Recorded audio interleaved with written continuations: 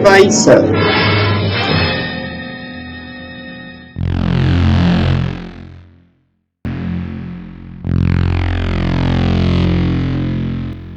Les envahisseurs, ces êtres étranges venus d'une autre contrée. Leur destination, nos terres. Leur destin, en faire leur univers. Paul Williams les a vus. Pour lui, tout a commencé par une nuit sombre, le long d'une route de campagne solitaire. Alors qu'il cherchait un raccourci que jamais il ne trouva. Et par un homme devenu trop fatigué par le manque de sommeil pour continuer sa route.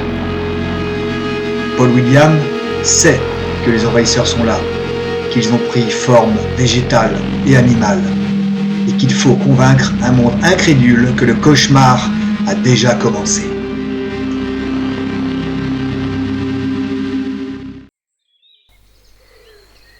Je repris le lendemain mes routes de campagne, perplexe, déboussolé. Vous connaissez maintenant ma passion pour les plantes exotiques et l'acclimatation.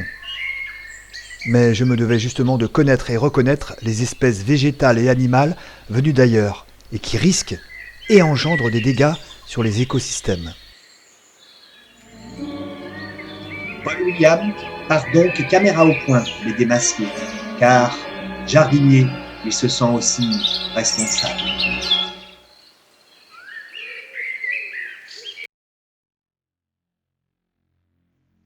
Le premier de nos petits aliens à se faire démasquer est le Datura sauvage, ou Datura stramonium, stramoine, châtaigne du diable, herbe au sorcier, pomme poison. C'est une plante annuelle, famille des solanacées. Son origine, 2 écoles, soit l'Amérique du Sud, et pour d'autres, le sud de l'Europe. Nous le trouvons dans les champs cultivés, les friches, les décombres, localement très envahissantes. Elles peuvent concurrencer les cultures vivrières et estivales. Elle contient des alcaloïdes très vénéneuses. Elle peut se mélanger à d'autres légumes, aussi le miel élaboré par les abeilles. Elle peut provoquer, même à faible dose, malaise, empoisonnement chez l'homme et les animaux. Alors, gare à vous si vous la croisez.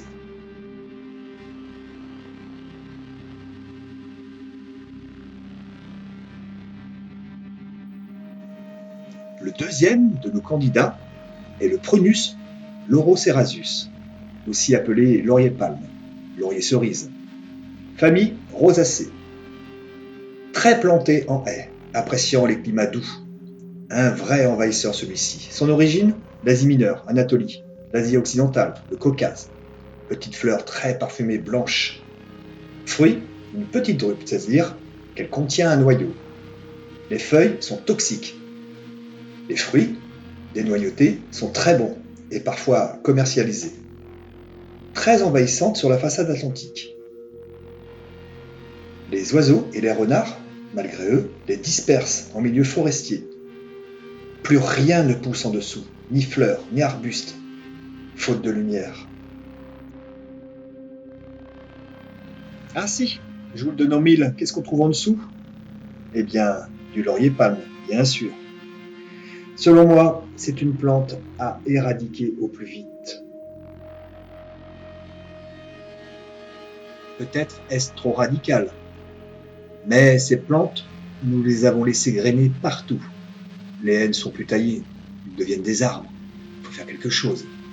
Sinon, notre milieu forestier en sera bouleversé à jamais.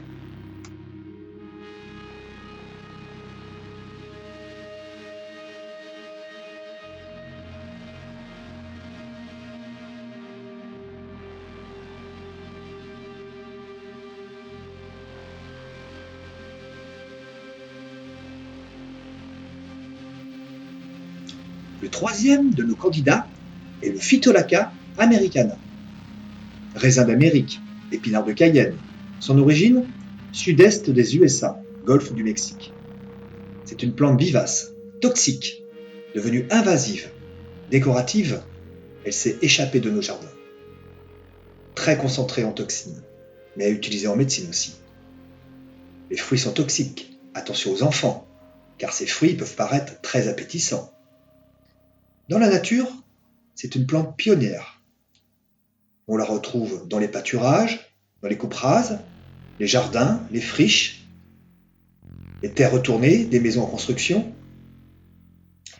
Les fruits sont appréciés néanmoins des oiseaux et des petits animaux, immunisés naturellement. Elles disparaissent l'hiver et repoussent au printemps, à partir de la souche. Évitez tout contact avec la sève ou d'autres parties de la plante.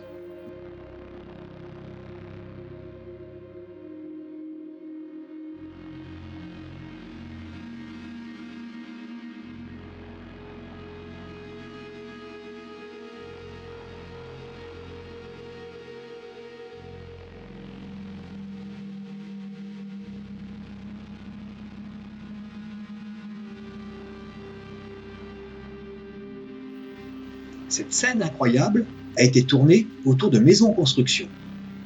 Regardez bien, la flore locale a du mal à s'installer. Étouffée, regardez ce petit genêt.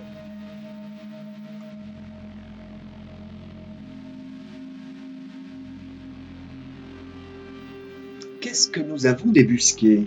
Ah, la renouée du Japon, herbacée vivace, famille des Polygonum, origine Chine, Japon, Sibérie.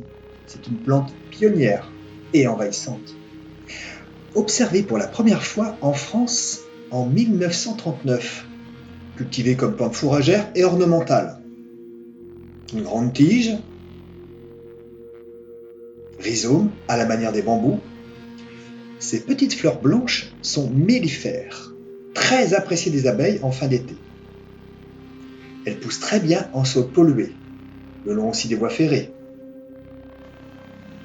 Très rapide, sa progression se fait au détriment de la flore locale, notamment l'angélique des estuaires, où elles apprécient les mêmes biotopes.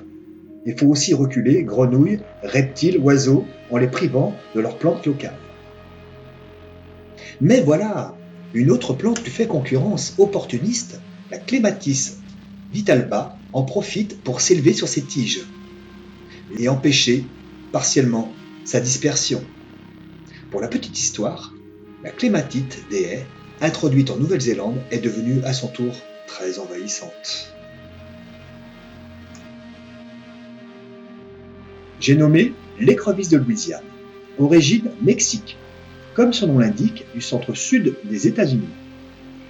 Elle mange des détritus de plantes, mais aussi têtards, insectes, escargots, frais de poissons, jusqu'à faire diminuer les populations jusqu'à 80%. Introduite à des fins commerciales, on peut la consommer, bien épicée, là où elle pullule, 2 à 3 tonnes par hectare.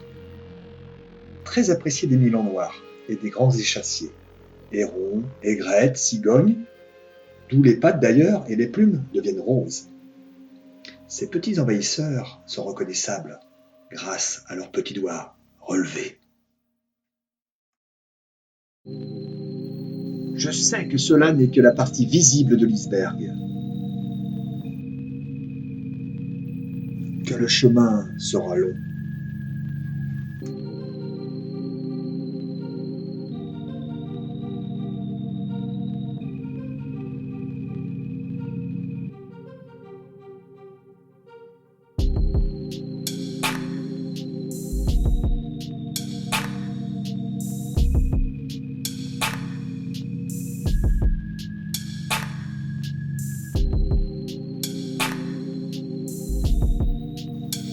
Malgré les tempêtes et les vents contraires, ma quête continue.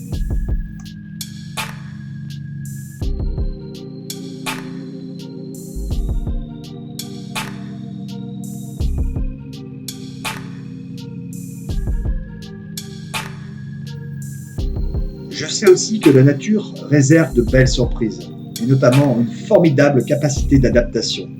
Je garde donc espoir.